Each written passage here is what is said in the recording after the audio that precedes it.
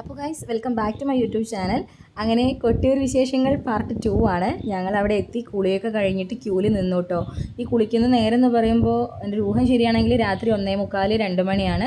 നല്ല തണുപ്പുണ്ടായിരുന്നു, ചെറിയൊരു ചാറ്റൽ മഴ ഉണ്ടായിരുന്നു. അപ്പോൾ ഒക്കെ ഭയങ്കര ഹൈപ്പർ ആക്റ്റീവ് ആയിട്ടായിരുന്നു നിന്നിട്ടുണ്ടായിരുന്നത്.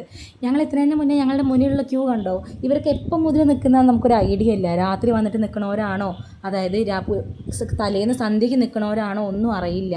ക്യൂ എന്ന് പറഞ്ഞാൽ പെട്ടെന്ന് വിടും, നമ്മൾ ഓടിച്ചെന്ന് കയറുന്നവർ അതിൻ്റെ ഉള്ളിൽ കയറും, അല്ലാത്തവർ പുറത്ത്, അങ്ങനെയാണ്. പിന്നെ എന്താണെന്ന് വെച്ചാൽ മഴ പെയ്തിട്ട് ഇറങ്ങിയോണ്ട് തന്നെ, പുഴയിൽ നിന്ന് വെള്ളം ഇറങ്ങിയോണ്ട് തന്നെ ഭയങ്കര ചളിയായിരുന്നു. അപ്പോൾ നമുക്ക് ചെരുപ്പ് ഇടാൻ പറ്റില്ല, നമുക്ക് ഇരിക്കാനൊരു സ്പേസ് ഇല്ല. നമ്മളങ്ങനെ ഒരു 1:45 2 മണി മുതൽ രാവിലെ 9:30 വരെ ഞങ്ങൾ നിന്നിട്ടുണ്ടായിരിക്കും. 9:30 9:45 ഞങ്ങൾക്ക് ദർശനം കഴിഞ്ഞിട്ട് ഞങ്ങൾ അവിടെ നിന്ന് ഇറങ്ങിയിട്ടുണ്ടായിരുന്നത്. അതുവരെ ഞങ്ങൾ നിന്നു. പക്ഷെ നിന്നിട്ടുണ്ടായിരുന്ന ഒരു കാര്യം എന്താണെന്ന് വെച്ചാൽ നമുക്ക് ബ്യൂട്ടിഫുൾ ആയിട്ടുള്ള ഒരു സൺറൈസൊക്കെ കാണാൻ പറ്റി എന്നുള്ളതാണ്. എന്ത് ഭംഗിയായിരുന്നു അറിയാം. ഞാൻ ലൈഫിൽ ആദ്യമായിട്ടാണ് സൺറൈസ് കാണുന്നത്. അത് കൊട്ടിയിൽ നിന്ന് കാണാൻ പറ്റിയത് എനിക്ക് ഭയങ്കര സന്തോഷമുണ്ട് കേട്ടോ.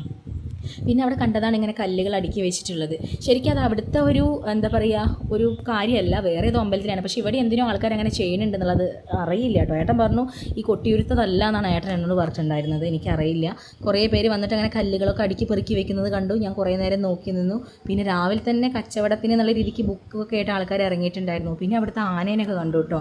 അങ്ങനെ ഒരുപാട് നേരത്തെ കാത്തിരിപ്പിന് ശേഷം ഞങ്ങളങ്ങനെ ഫൈനൽ ക്യൂവിലേക്ക് എത്തി. ഇതാണ് കേട്ടോ ഞാനൊരു ലോങ് ഷോട്ടൊന്നും എടുത്തിട്ടുണ്ടായിരുന്നത്. ഓൾറെഡി അന്ന് സൺഡേ ആയിരുന്നുകൊണ്ട് തന്നെ നല്ല തിരക്കുണ്ടായിരുന്നു. അന്ന് പ്രത്യേകം എന്തോ ഒരു വിശേഷ ദിവസം കൂടെ ആയിരുന്നുകൊണ്ട് അത്യാവശ്യം നല്ല റഷും ചെറിയൊരു മഴയൊക്കെ ആയിട്ട്.